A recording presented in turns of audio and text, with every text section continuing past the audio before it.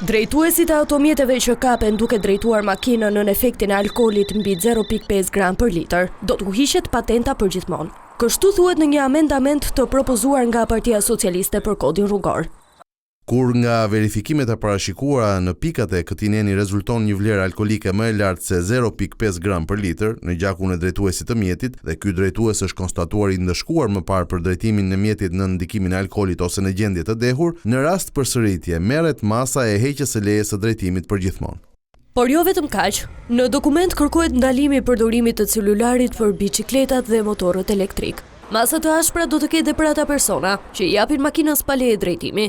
Atyre do të shtyhet e drejta për të pajisur me patent për 1 vit, ndërsa për të miturit, afati shtyhet me 2 vite, nga momenti kur u linte drejta për ta marrë atë.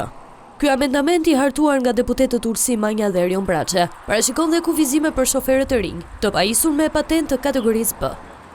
Drejtuesit e mjeteve të cilët janë pajisur me leje ndërtimi të kategorisë B brenda 24 muajve të fundit, i nënshtrohen këtyre kufizimeve të posaçme.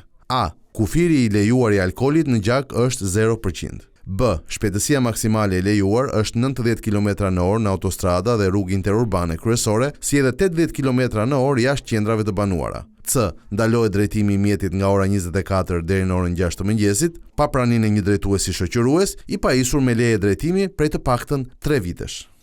Amendamentet përfshin dhe rritje të gjobave për shkeljet e rënda në qarkullim, si manovrat agresive, ndryshimet e shpeshta të korsive pa sinjalizim dhe sjelljet e rrezikshme në zonat urbane.